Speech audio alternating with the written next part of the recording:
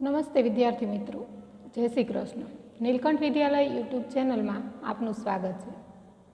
યા દેવી સર્વભૂતેષુ વિદ્યારૂપેણ સંસ્થિતા નમસ્તસ્યે નમસ્તસ્યે નમસ્તસ્યે નમો નમઃ. આજે આપણે આ વિડીયોમાં ધોરણ 9 વ્યાકરણ એકમ 6 અલંકાર. ગયા વિડીયોમાં આપણે અલંકાર વિશે સમજૂતી મેળવી હતી કે અલંકાર એટલે શું, ભાષામાં અલંકાર એટલે શું. તો કે ભાષા કે વાણીને મનોહર બનાવવા, આપણી રજૂઆતને, જે આપણે અભિવ્યક્તિથી રજૂઆત કરીએ છીએ એવી અભિવ્યક્તિ કે જેના દ્વારા ભાષા કંઈક સચોટ અને આકર્ષક બને, તેને અલંકાર કહેવાય. આ બધી સમજૂતી આપણે મેળવી હતી. અલંકારના મુખ્ય બે પ્રકાર છે, શબ્દાલંકાર અને અર્થાલંકાર. શબ્દાલંકાર કોને કહેવાય? શબ્દને ચમત્કૃતિ ભર્યા બનાવવામાં આવે અને એના કારણે ભાષા કંઈક આકર્ષક બને, મનોહર બને, તેને શબ્દાલંકાર કહેવાય. શબ્દાલંકારના બે પ્રકારો વિશે પણ આપણે સમજૂતી મેળવી હતી. એક વર્ણાનુપ્રાસ અલંકાર, બે પ્રાસ સાંકળી અલંકાર. તમારે ધોરણ 9માં આ બે અલંકાર આવે છે, એટલે આપણે બે અલંકાર વિશે સમજૂતી મેળવી હતી. બાકીના જે બે અલંકાર છે, શબ્દાનુપ્રાસ અને અંત્યાનુપ્રાસ, તે તમારે ધોરણ 10માં આવશે. વર્ણાનુપ્રાસ અલંકારનું આપણે પુનરાવર્તન કરીએ કે વર્ણાનુપ્રાસ અલંકાર એટલે વાક્ય કે પંક્તિમાં કોઈ એક વર્ણનું પુનરાવર્તન થતું હોય. વર્ણનું પુનરાવર્તન કઈ રીતે? તો કે શબ્દના આરંભે એકનો એક વર્ણ છે તે વારંવાર આવતો હોય, એટલે કે 3 કે તેથી વધારે વખત આવતો હોય, ત્યારે વર્ણાનુપ્રાસ અલંકાર બને. કે આ ઉપર જે ઉદાહરણ છે તે વર્ણાનુપ્રાસ અલંકારનું છે. કૂચી કરાવું કરુણાનંદ કેરી. પ્રાસ સાંકળી અલંકાર, તો કે પહેલા ચરણનો છેલ્લો શબ્દ અને બીજા ચરણનો પહેલો શબ્દ, આ બંને વચ્ચે જ્યારે પ્રાસ રચાતો હોય, પ્રાસ રચાતો હોય એટલે કે ઉચ્ચારણ સરખું થતું હોય, ત્યારે પ્રાસ સાંકળી અલંકાર બને. આપણે આટલું અગાઉ શીખી ગયા છીએ. હવે આપણે અર્થાલંકારના પ્રકાર અને અર્થાલંકાર વિશે સમજૂતી મેળવીએ. અર્થાલંકાર, એના અલંકારના નામ પર જો કે અર્થ વત્તા અલંકાર, તેવી રીતના સંધિ છૂટી પડે. એટલે કે અર્થને કારણે, અર્થ દ્વારા ભાષામાં ચમત્કૃતિ સધાય, અર્થના કારણે ભાષામાં સૌંદર્યનો અથવા માધુર્યનો અનુભવ થાય, ત્યારે તેને અર્થાલંકાર કહેવાય. શબ્દાલંકાર છે તો તેમાં શબ્દના કારણે ભાષા કંઈક મનોહર, આકર્ષક, સચોટ બને. અર્થાલંકારમાં શબ્દના અર્થને ધ્યાનમાં લેવામાં આવે. વાક્ય કે પંક્તિ હોય એમાં એ રીતે રજૂઆત થઈ હોય કે એના અર્થ દ્વારા આપણી અભિવ્યક્તિની રીત છે એ કંઈક આકર્ષક બનતી હોય, તેના દ્વારા સૌંદર્યનો, માધુર્યનો અનુભવ થતો હોય, ત્યારે તેને અર્થાલંકાર કહેવાય. ચાંદનીના ઢગલા જેવું હરણનું બચ્ચું રૂપાની સાંકળે બાંધેલું હતું. આ અર્થાલંકારનું ઉદાહરણ છે. હવે અહીં જો આપણે અર્થ સમજીએ ત્યારે આપણને હરણનું બચ્ચું કેટલું એમ કે રૂપાળું હશે તે આપણને ખબર પડે. કે ચાંદનીના ઢગલા જેવું, કે આકાશમાં ચંદ્રની ચાંદની જેવી ફેલાયેલી હોય, જેનો પ્રકાશ હોય એકદમ આમ ચમકતો હોય અને ચારે બાજુ સફેદ એવી રોશની ફેલાયેલી હોય, તો હરણનું બચ્ચું પણ એટલું બધું રૂપાળું હતું. આપણે ખાલી હરણનું બચ્ચું કીધું હોય કે હરણનું બચ્ચું સુંદર છે, તો આપણને ખબર ન પડે કે કેટલું સુંદર છે. પણ આ રીતે અલંકારનો ઉપયોગ કરી અને વાતને રજૂઆત કરવામાં આવે ત્યારે તેનો વિશેષ એવો અર્થ છે તે આપણે સમજી શકીએ છીએ કે હરણનું બચ્ચું એકદમ સુંદર છે. એટલે અહીંયા કીધું છે કે ચાંદનીના ઢગલા જેવું હરણનું બચ્ચું રૂપાની સાંકળે બાંધેલું હતું. તો કે હરણના બચ્ચાને ચાંદનીના ઢગલા સાથે સરખાવેલું છે, એટલે એકદમ પોચું, રૂપાળું, સુંદર એવું હરણનું બચ્ચું, એવો અર્થ આપણે અહીંયા સમજી શકીએ. તો અર્થના કારણે આ જે રજૂઆત છે, આપણી જે અભિવ્યક્તિ છે તે સચોટ બને છે. આકર્ષક બને છે, મનોહર બને છે, એટલે તેને અર્થાલંકાર કહેવાય. હવે આપણે અર્થાલંકાર સમજીએ તે પહેલાં અમુક એવા જે મહત્ત્વના પારિભાષિક શબ્દો એટલે અલંકારની સંકલ્પનામાં, વ્યાખ્યામાં ઉપયોગમાં લેવાતા હોય એવા શબ્દો, તેનો અર્થ આપણે પહેલાં સમજવો જોઈએ, તો તમને અલંકારમાં તરત ખબર પડે. તો આપણે તેના વિશે પહેલાં સમજૂતી મેળવીએ. તેમાં પહેલું છે ઉપમય. ઉપમય કોને કહેવાય? તો કે વાક્ય કે પંક્તિમાં જેના વિશે વાત કરવામાં આવી હોય, વાક્ય કે પંક્તિમાં જેના વિશે વાત કરવામાં આવી હોય કે જેની સરખામણી કરવામાં આવે તેને ઉપમય કહેવાય.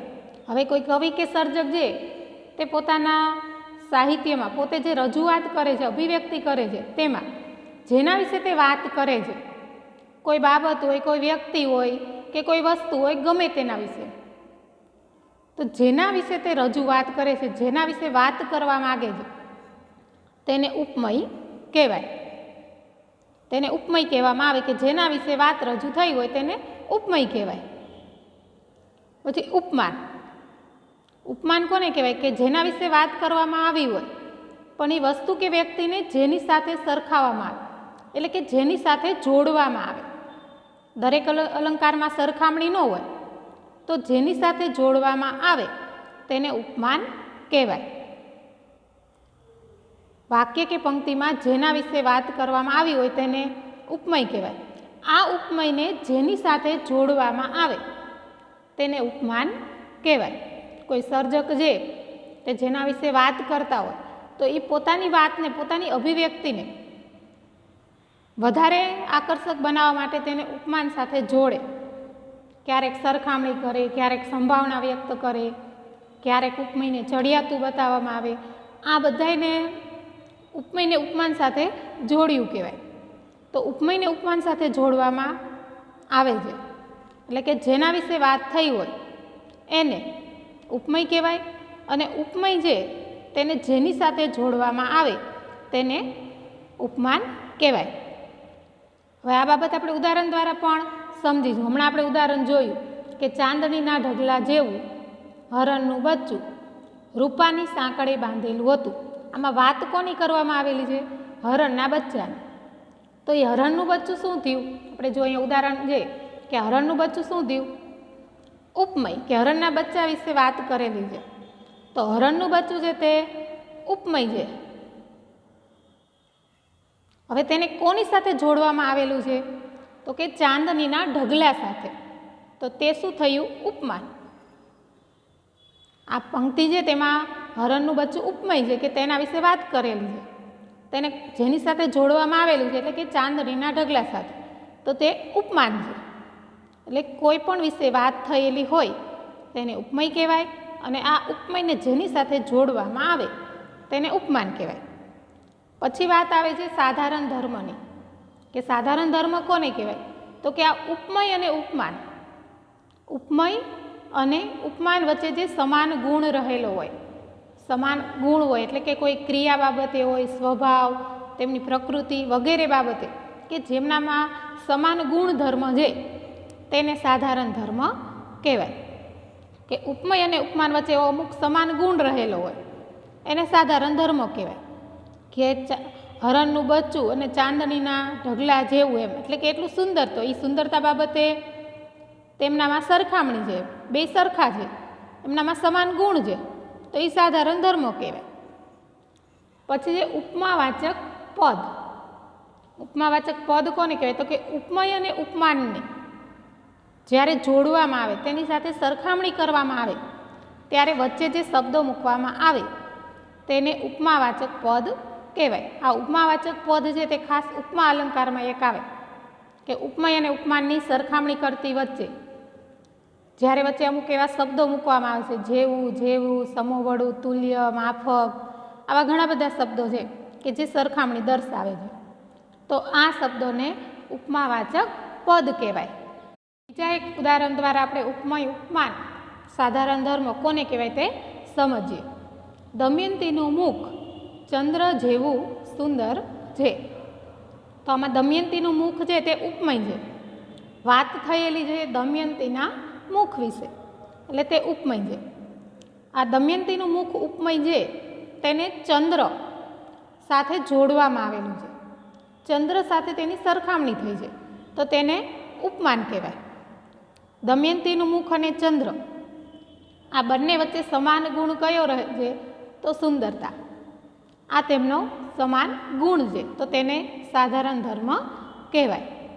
હવે ઉપમય અને ઉપમાનની સરખામણી કરતી વખતે વચ્ચે જે આ પદ મૂકવામાં આવ્યું જેવું, તેને ઉપમાવાચક પદ કહેવાય. એટલે કે અર્થ દ્વારા ચમત્કૃતિ સધાય છે તો તેને અર્થાલંકાર કહેવાય. હવે આપણે અર્થાલંકારના પ્રકારો, તમારે ધોરણ 9માં 5 પ્રકારો અભ્યાસમાં આવે છે. એમાં સૌથી પહેલાં છે ઉપમા અલંકાર. ઉપમા અલંકારમાં તમારે ટૂંકમાં યાદ રાખવું હોય ને તો સરખામણી યાદ રાખવાની, કે ઉપમય અને ઉપમાનની સરખામણી થઈ હોય ત્યારે ઉપમા અલંકાર બને. બીજી રીતે તમે આ રીતે પણ યાદ રાખી શકો, જ્યારે બે જુદી જુદી વસ્તુ કે વ્યક્તિ વચ્ચે કોઈ સમાન ગુણ અંગે સરખામણી કરવામાં આવે તેને ઉપમા અલંકાર કહે છે. અથવા આ રીતે પણ તેની વ્યાખ્યા યાદ રખાય કે ઉપમયની ઉપમાન સાથે સરખામણી કરવામાં આવે, ઉપમયની ઉપમાન સાથે સરખામણી કરવામાં આવે ત્યારે ઉપમા અલંકાર બને છે. એટલે કે બે વસ્તુ કે વ્યક્તિ કોઈ પણ હોય તેના કોઈ વચ્ચે સમાન ગુણ રહેલો હોય છે, તેના વિશે સરખામણી કરવામાં આવે બંને વચ્ચે, ત્યારે ઉપમા અલંકાર બને. હવે ઉપમય અને ઉપમાનની સરખામણી કરવાની વચ્ચે જે સાધારણ ધર્મ એટલે સમાન ગુણ રહેલો છે તેની તુલના અથવા સરખામણી કરવા માટે, તે સરખામણી દર્શાવવા માટે જેવું, જેવી, જેવો, સમી, સમો, સુ, સી, સો, પેઠમ, પેઠે, સરખું, સરખો, સરખી, સમોવડું, સમૂહ, તુલ્ય, માફક, સદસ, સમાન વગેરે જેવા ઉપમાવાચક શબ્દો પ્રયોજાય છે. આવા શબ્દો મૂકી અને સરખામણી કે તુલના થતી હોય છે. કોની વચ્ચે? તો કે ઉપમય અને ઉપમાન વચ્ચે. આપણે જે હમણાં ઉદાહરણ જોયું હતું તે ઉદાહરણ ઉપમા અલંકારનું છે અને આ ઉદાહરણ તમારે બધા અલંકારમાં યાદ રાખવાનું, એટલે એના આધારે તમને ખબર પડે કયા અલંકારમાં કઈ રીતે આવે છે. કે દમયંતીનું મુખ ચંદ્ર જેવું સુંદર છે, તો દમયંતીના મુખની સરખામણી છે તે કોની સાથે કરેલી છે? ચંદ્ર સાથે. દમયંતીના મુખની સરખામણી ચંદ્ર સાથે થઈ છે એટલે સરખામણી દર્શાવે છે. શેના વિશે સરખામણી થઈ છે? તો કે સુંદરતા બાબતે. એટલે આ સુંદરતા છે સાધારણ ધર્મ. ચંદ્ર ઉપમાન, દમયંતીનું મુખ ઉપમય, ઉપમયની ઉપમાન સાથે સરખામણી કરવામાં આવેલી છે કે દમયંતીનું મુખ ચંદ્ર જેવું સુંદર છે. હવે સીધી રીતે એમ કહેવામાં આવેલું હોય કે દમયંતીનું મુખ સુંદર છે તો આપણને અર્થ સમજવામાં મુશ્કેલી થાય કે કેટલું સુંદર હશે તેનું મુખ, તે આપણે ન સમજી શકીએ. પણ અહીંયા એમ કીધું છે કે દમયંતીનું મુખ ચંદ્ર જેવું સુંદર છે તો આપણને ખબર પડી જાય કે ચંદ્ર કેવો રૂપાળો અને સરસ સુંદર છે, તેજસ્વી છે. તો દમયંતીના મુખ ઉપર પણ એટલી બધી તેજસ્વીતા, એટલું બધું સુંદર તેનું મુખ હશે એવું આપણે સમજી શકીએ. તેવું છે એમ સરખામણી કરેલી છે એટલે. તો ભાષામાં અલંકારનો આ જ ઉપયોગ છે કે તેના દ્વારા આપણી અભિવ્યક્તિ છે તે સચોટ અને આકર્ષક બને છે. ક્યાંય આ રીતે વાત રજૂ થઈ છે કે દમયંતીનું મુખ ચંદ્ર જેવું સુંદર છે, એટલે આપણે દમયંતીનું મુખ છે તે એકદમ તેજસ્વી અને ખૂબ જ સુંદર છે તેવું આપણે સમજી શકીએ. પણ સીધી રીતે કીધું હોત કે દમયંતીનું મુખ સુંદર છે તો આપણને એનો અર્થ સમજાત નહીં. એટલે અર્થાલંકારમાં અર્થના કારણે આપણી અભિવ્યક્તિ છે તે સચોટ બને, આકર્ષક બને, ભાષા કંઈક મનોહર બને છે.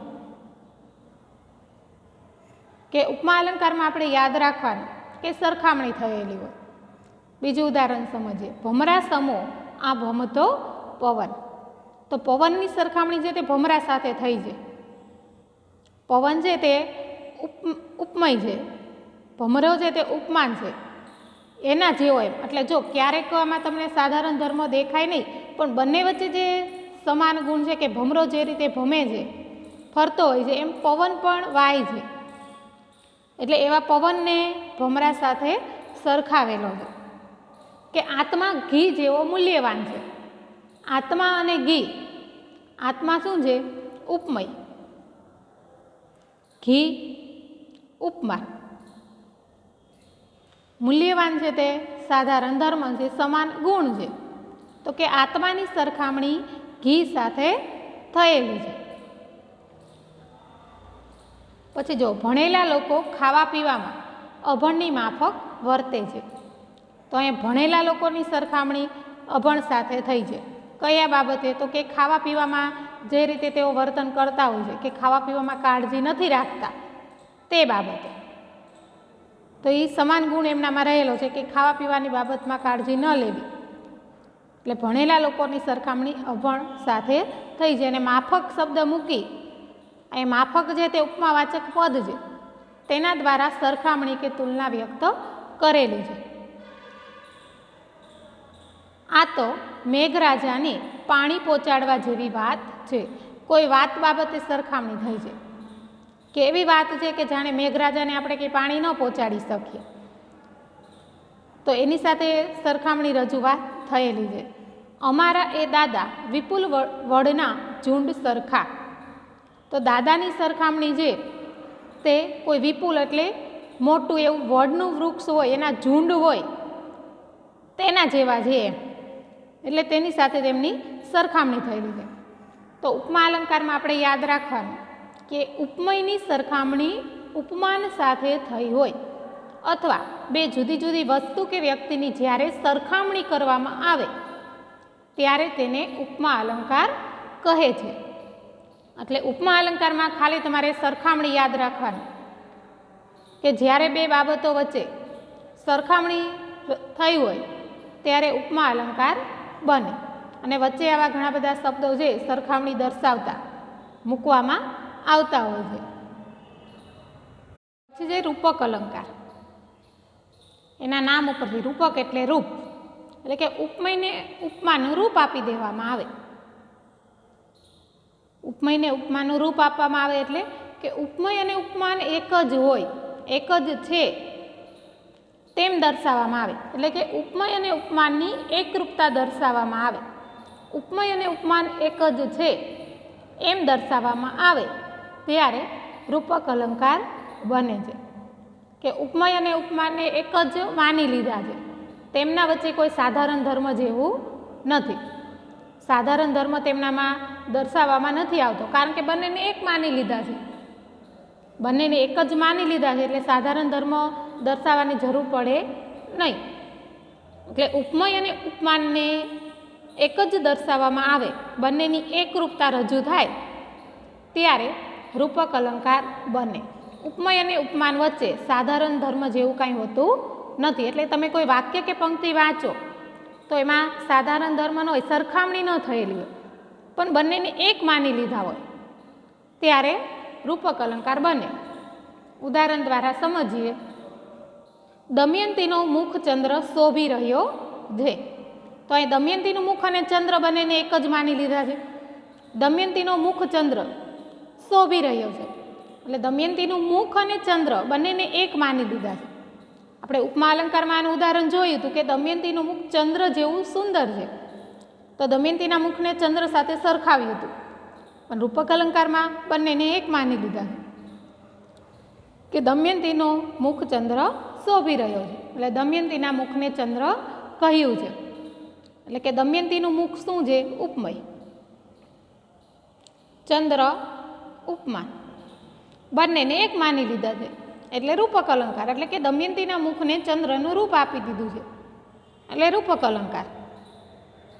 બપોર એક મોટું શિકારી કૂતરું છે.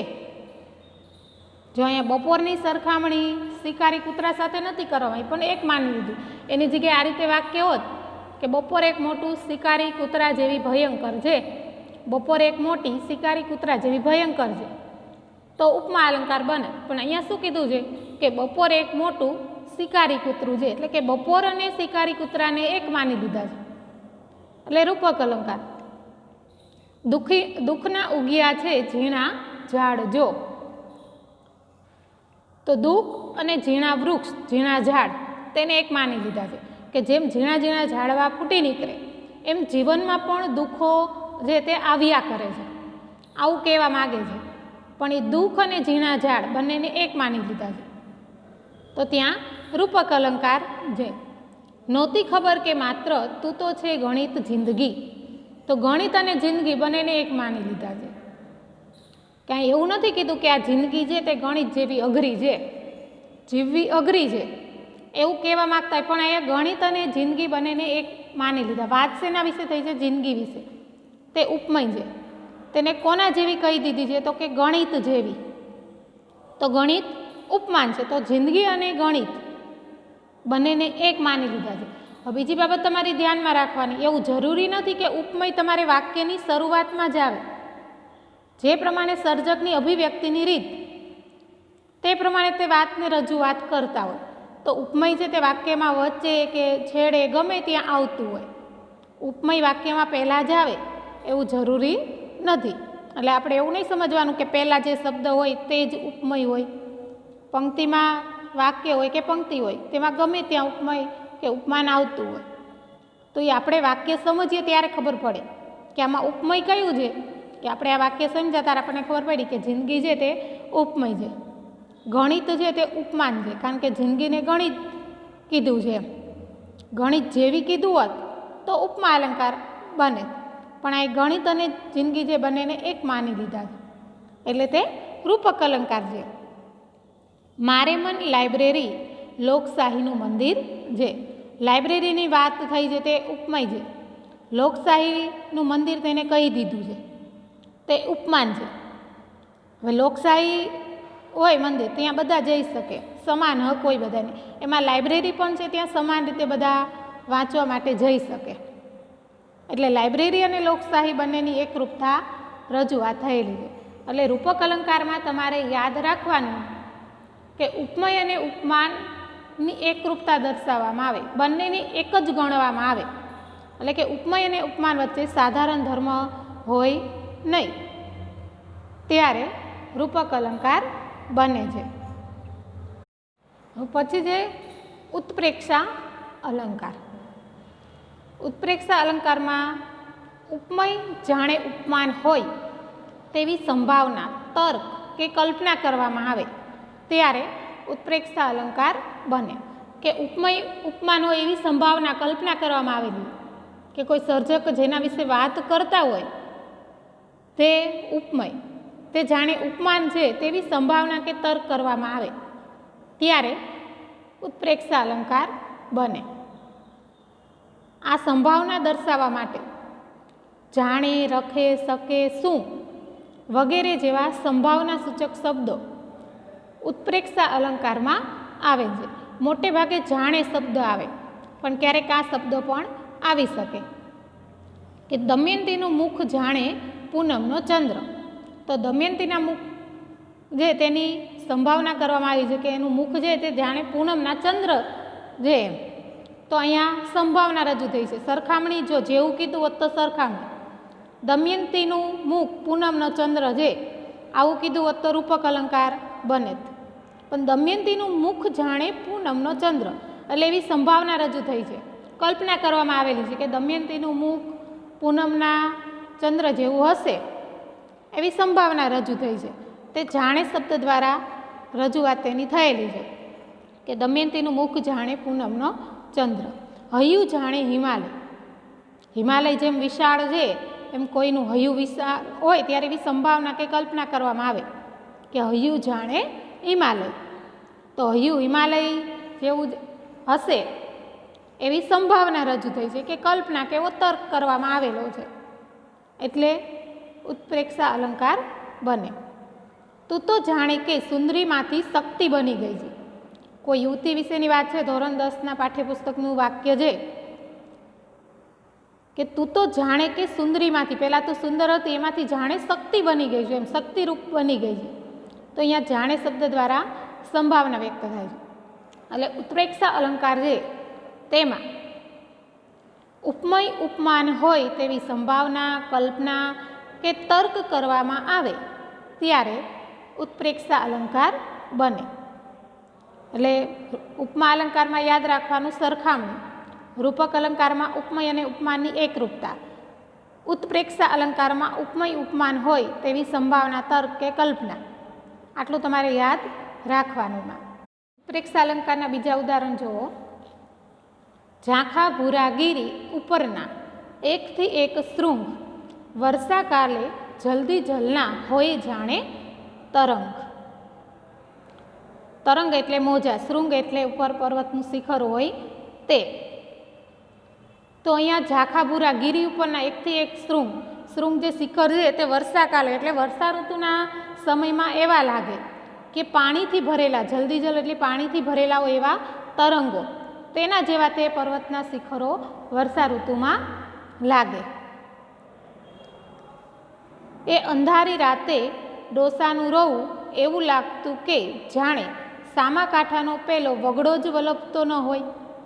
તો અંધારી રાતમાં કોઈ ડોસા છે તે રડે છે, તો એવી સંભાવના કરવામાં આવી. રડતા હતા તો એવું જાણે લાગતું હતું કે સામા કાંઠે કોઈ વગડો વલપતો, વગડામાં જેમ એકલતા હોય અને એ જાણે રડતો હોય એવો આ ડોસાનું રડવું લાગતું હતું. એટલે અહીંયા કીધું છે કે જાણે વગડો જ વલપતો હોય એમ. એટલે ડોસાના રડવા કેવું હતું તેની સંભાવના છે તે વ્યક્ત થયેલી છે. એટલે ત્યાં ઉત્પ્રેક્ષા અલંકાર બને છે. એટલે ઉત્પ્રેક્ષા અલંકારમાં યાદ રાખવાનું કે ઉપમય ઉપમાન હોય તેવી સંભાવના રજૂ થાય, કલ્પના રજૂ થાય ત્યારે ઉત્પ્રેક્ષા અલંકાર બને. અહીંયા જો તરંગા શબ્દ અહીંયા તરંગ આવશે, તરંગા નહીં આવે. તરંગ એટલે મોજા.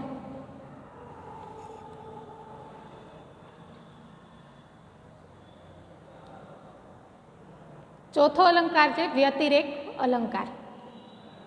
હવે જો સામાન્ય રીતે આપણે જેના વિશે વાત કરીએ, એટલે કે ઉપમય વિશે વાત થઈ હોય, તે ઉપમય જે એના કરતાં ઉપમાન ચડિયાતું હોય, જેના વિશે વાત કરવામાં આવે અને એને જેની સાથે જોડવામાં આવે તે ચડિયાતું હોય, તો જ આપણે એવું કહીએ ને કે દમયંતીનું મુખ ચંદ્ર જેવું સુંદર છે. તો ચંદ્ર ઉપમાન છે. ઉપમાન હંમેશા ચડિયાતો હોય. કોઈ પણ વિશે વાત થઈ હોય તે ઉપમય અને એને જેની સાથે જોડવામાં આવે તે ઉપમાન, તો હંમેશા ઉપમાન ચડિયાતો હોય છે. પણ વ્યતિરેક અલંકાર છે તેમાં ઉપમયને ઉપમાન કરતાં કોઈ ગુણધર્મની બાબતમાં ચડિયાતું દર્શાવવામાં આવે ત્યારે વ્યતિરેક અલંકાર બને છે. એટલે કે ઉપમય છે તેને ઉપમાન કરતાં ચડિયાતું બતાવવામાં આવે. ખરેખર ઉપમાન ચડિયાતું હોય, ઉપમાન ચડિયાતું હોય, પણ ઉપમય છે તેટલું બધું મહાન છે કે એને ઉપમાન કરતાંય ચડિયાતું બતાવવામાં આવે છે. તો ત્યાં વ્યતિ થયો કહેવાય. એટલે તેને વ્યતિરેક અલંકાર કહેવાય. એટલે વ્યતિરેક અલંકારમાં ઉપમય ચડિયાતું, આટલું યાદ રાખવાનું કે ઉપમાન કરતાં ઉપમય ચડિયાતું હોય ત્યારે વ્યતિરેક અલંકાર બને. કે દમયંતીના મુખ આગળ તો ચંદ્ર પણ ઝાંખો લાગે. હવે દમયંતીનું મુખ છે તે ઉપમય છે, તેને ચંદ્ર ઉપમાન કરતા ચડિયાતું કીધું છે કે ચંદ્ર પણ ઝાંખો લાગે એમ કીધું છે. એટલે દમયંતીનું મુખ ઉપમય ચડિયાતું થયું. તો આવી રીતે જ્યારે ઉપમય ચડિયાતું હોય કોના કરતાં, તો કે ઉપમાન કરતા, ત્યારે વ્યતિરેક અલંકાર બને. સુદામાના વૈભવ આગળ તો કુબેર કોણ માત્ર. સુદામા આપણે જાણીએ છીએ ગરીબ બ્રાહ્મણ હતા, એમની પાસે એટલો બધો કંઈ વૈભવ ન હોય. કુબેર છે તો ધન સંપત્તિ છે તેના લોકપાલ છે, તેનું રક્ષણ કરનાર છે, એમની પાસે તો ધન સંપત્તિ ખૂબ જ હોય. તો એ કુબેરના વૈભવ કરતાં પણ સુદામાના વૈભવને ચડિયાતું કીધું છે. એટલે ત્યાં વ્યતિરેક અલંકાર બને છે. કોકિલા થઈ કાળી એ કામિનીનો કંઠ સાંભળી. કોકિલા એટલે કોયલ, કામિની એટલે કોઈ યુવતી. કોઈ યુવતીના કંઠને, તેના અવાજને કોયલના અવાજ કરતાં પણ ચડિયાતો કીધું છે, ચડિયાતો કહ્યો છે. કે યુવતીનો અવાજ છે તે કોયલના અવાજ કરતાં પણ મધુર છે, મીઠો છે. ખરેખર આપણે જોઈએ કે કોયલ જેવો અવાજ ન હોય, પણ તે યુવતીના અવાજને કોયલ કરતાં પણ ચડિયાતો કીધું છે. એટલે ત્યાં વ્યતિરેક અલંકાર બને છે. બહેની કમળ થકી એ કોમળું રે અંગ છે એનું.